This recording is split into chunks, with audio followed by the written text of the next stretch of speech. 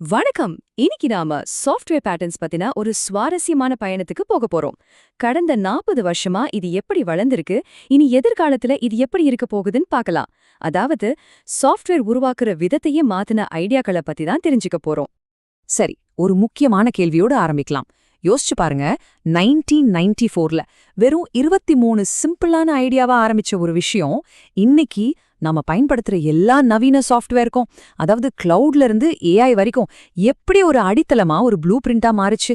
வாங்க, இந்த கேள்விக்கான பதில தான் நாம தேட போறோம்.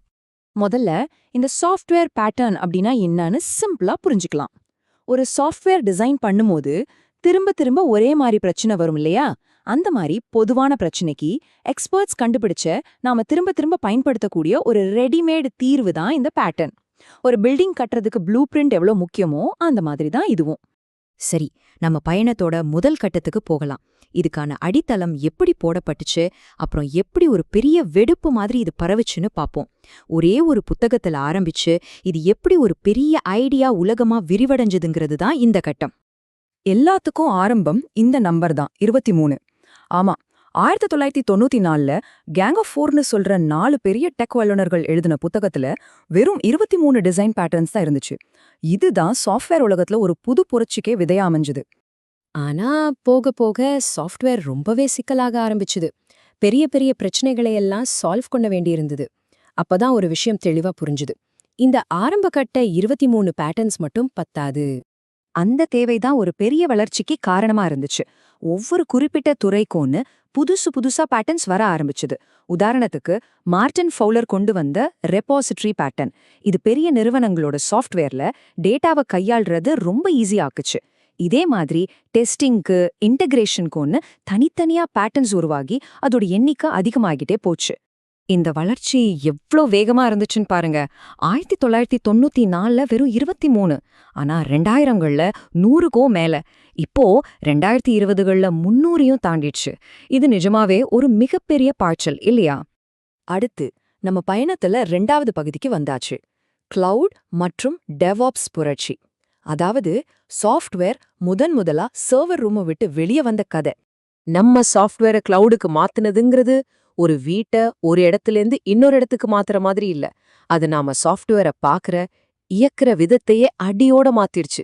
பழைய ரூல்ஸ் எல்லாம் இங்க வேலைக்கே ஆகாது. இந்த புது உலகத்துக்கு புது ப்ளூ பிரிண்ட்ஸ் தேவைப்பட்டுச்சு. இதுல ஒண்ணுதான் இன்ஃப்ராஸ்ட்ரக்சர் ஆஸ் கோட். யோசிச்சு பாருங்க, சர்வர், நெட்வொர்க்னு எல்லாத்தையும் செட் பண்றதுக்கு மனுஷங்க தேவையில்லை, ஒரு கோட் எழுதுனா போதும். இதனால தப்பு குறையுது, வேகம் பல மடங்கு அதிகமாகுது. இதே மாதிரிதான் CI/CD, சர்வீஸ் மெஷ்னு பல பேட்டர்ன்ஸ் இந்த கிளவுட் உலகத்தோட முதுகெலும்பா மாறிடுச்சு. ஓகே, இப்போ நிகழ்காலத்துக்கு வருவோம். நம்ம பயணத்தோட 3வது பகுதி, புது AI உலகம். இது புத்திசாலித்தனமான சிஸ்டம்ஸை உருவாக்க நமக்கு ஒரு புது மொழியையே கொடுத்திருக்கு. ஏஐயும் LLMும் வந்ததுக்கு அப்புறம் நமக்கு முன்னாடி புதுவிதமான சவால்கள் வந்து நிக்குது. அதுக்கு தீர்வாதான் இந்த புது பேட்டர்ன்ஸ் வந்திருக்கு. உதாரணத்துக்கு RAG, அதாவது ரிட்ரீவல் ஆக்மெண்டட் ஜெனரேஷன். இது என்ன பண்ணும்னா, ஏஐ மாடல்ஸ் சும்மா கற்பனையா எதையாவது உளராம வெளியிலிருந்து கரெக்டான தகவலை எடுத்து துல்லியமான பதில கொடுக்க உதவும். அதே மாதிரி ஃபீச்சர் ஸ்டோர், ஏஜென்ட் பேட்டர்ன்னு பல விஷயங்கள் ஏஐ சிஸ்டம்ஸை கட்டுப்படுத்துறதுக்கு உதவுது. இப்போ நம்ம பேச்சோட முக்கியமான கட்டத்துக்கு வந்திருக்கோம். 4வது பகுதி, தி கிரேட் கன்வர்ஜென்ஸ். அதாவது பல வருஷமா தனித்தனியா இருந்த டிசைனும் டெஸ்டிங்கும் ஒன்னு சேர இடம். யோசிச்சு பாருங்க, பல வருஷமா சாஃப்ட்வேர் டிசைன் ஒரு பக்கம், டெஸ்டிங் இன்னொரு பக்கம்னு 2 தனி ட்ராக்ல போயிட்டு இருந்துச்சு. இப்போ எது இந்த ரெண்டையும் ஒன்னு சேர்க்குது? பதில் ரொம்ப சிம்பிள். அதுதான் ஏஐ. ஆமா, ஏஐ ஏஜென்ட்ஸால ஒரு நாணயத்தோட 2 பக்கத்தையும், அதாவது டிசைனையும் சரி டெஸ்டிங்கையும் சரி, ரெண்டையுமே புரிஞ்சுக்கிட்டு ஆட்டோமேட் பண்ண முடியும். இதுதான் அந்த மேஜிக் பிரிட்ஜ். இதுக்கு முன்னாடி வரைக்கும் இது ரெண்டும் 2 தனி உலகம். டெவலப்பர்ஸ் டிசைன் பேட்டர்ன்ஸை வச்சு ஃபீச்சர்ஸ் உருவாக்குவாங்க. QA டீம் டெஸ்ட் பேட்டர்ன்ஸை வச்சு அது சரியா வேலை செய்யுதான்னு செக் பண்ணுவாங்க.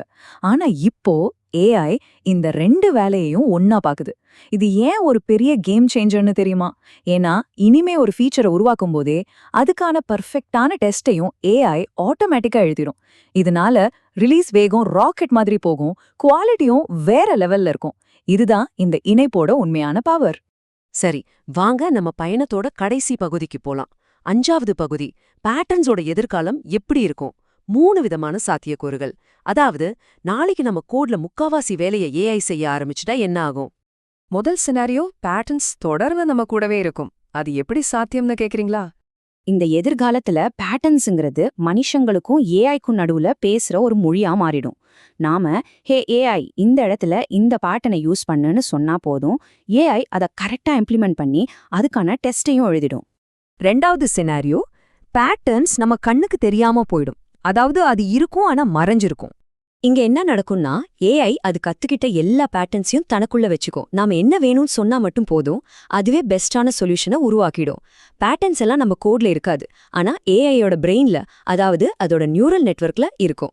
3வது ரொம்பவே வித்தியாசமான ஒரு சினாரியோ, பேட்டர்ன்ஸுங்கிற கான்செப்டே இல்லாம போயிடும். இந்த உலகத்துல ஏஐ பழைய தீர்வுகளை எல்லாம் காப்பி அடிக்காது. ஒவ்வொரு தடவையும் அந்தந்த சூழ்நிலைக்கு ஏத்தா மாதிரி ஒரு புது சொல்யூஷனை உருவாக்கும். ஒருவேளை பேட்டர்ன்ஸுங்கிறது மனுஷங்க கத்துக்கிறதுக்கு ஈஸியா இருந்த ஒரு டூலா இருக்கலாம், ஏஐக்கு அது தேவைப்படாம கூட போகலாம். ஒரு காலத்துல இருந்த அசெம்பிளி லாங்குவேஜ் மாதிரி இதுவும் ஒரு வரலாற்று பொருளா மாறிடலாம். முடிவா ஒன்னு சொல்லணும்னா, எதிர்காலம் எப்படி இருக்கும்னு நம்மளால சரியா கணிக்க முடியாது. ஆனா ஒன்னு மட்டும் நிச்சயம், மனுஷங்களுக்கு எப்பவும் சாஃப்ட்வேர் தேவைப்படும். அந்த சாஃப்ட்வேர் எப்பவும் சரியா வேலை செய்யணும், சிக்கல்களை எப்பவும் நம்ம சமாளிச்சுதான் ஆகணும். ஆனா இதெல்லாம் நாம எப்படி செய்ய போறோம்? அதுக்கான பதிலத்தான் நம்ம எல்லாரும் சேர்ந்தே இப்ப கண்டுபிடிச்சிட்டு இருக்கோம். இந்த ஒரு சிந்தனையோட இந்த உரையை நான் முடிச்சுக்கிறேன். நன்றி.